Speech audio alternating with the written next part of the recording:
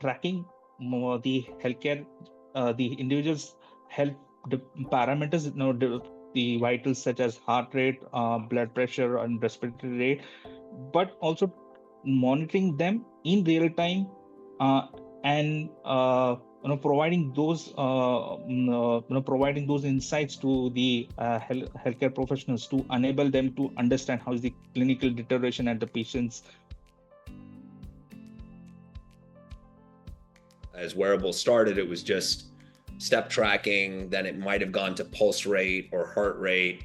The consumer and the physician, as well as our regulatory bodies, are really demanding more volume and more sort of efficacy from the wearables. So I think the bar is going to continue getting pushed up, which is great for healthcare as a whole, and I think will start leading us towards this early diagnosis and more preventative care, because we're not there yet from a total distribution standpoint.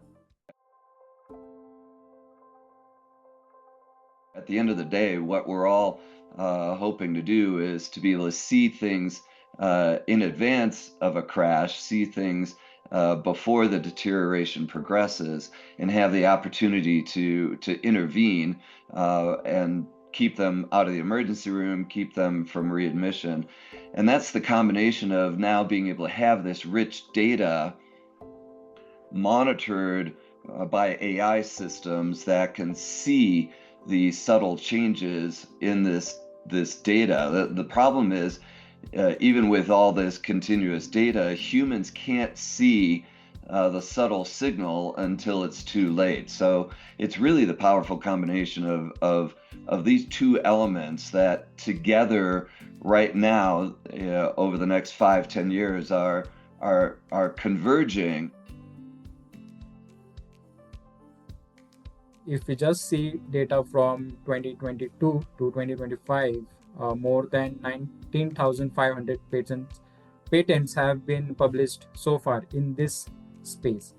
Now this clearly shows the interest from the startups, from technology giants, which are racing to secure IP, and they are trying to make sure that we can develop products as fast as we can.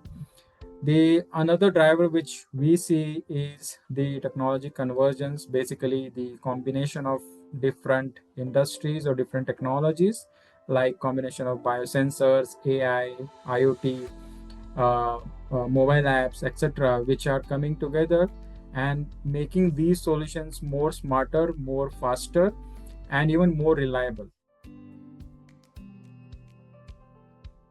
Continuous health monitoring devices, may it be wearable patches or implantable or even the contactless sensor, they are designed to capture a stream of real-time physiological signals.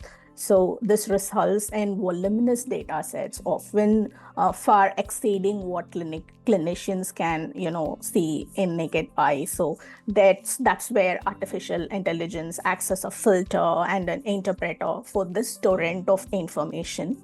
They can clean up the noise, identify the anomalies, and detect the trends, which is really invisible to the naked eyes. So as mentioned by the panelists as well, when combined with other data sources like electronic health records or the medical images, the AI component can provide a very good context-aware predictions, linking real-time monitoring to a patient's history and risk factors.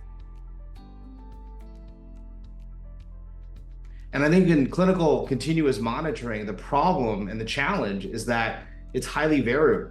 A medical patient is different than a surgical patient, is different than a hospital at home patient, is different than a clinical trial patient. There's a lot of diversity there, right? Where the intervention of continuous monitoring has a lot of complexity. So I think overall, like the recent systematic reviews, et cetera, show positive signal, right? That continuous monitoring reduces mortality, reduces AKI, reduces sort of ICU readmissions, but we still need to build a deeper body of evidence for specific patient use cases, for specific technologies I think, to really drive that field forward. So I think there's a lot of hope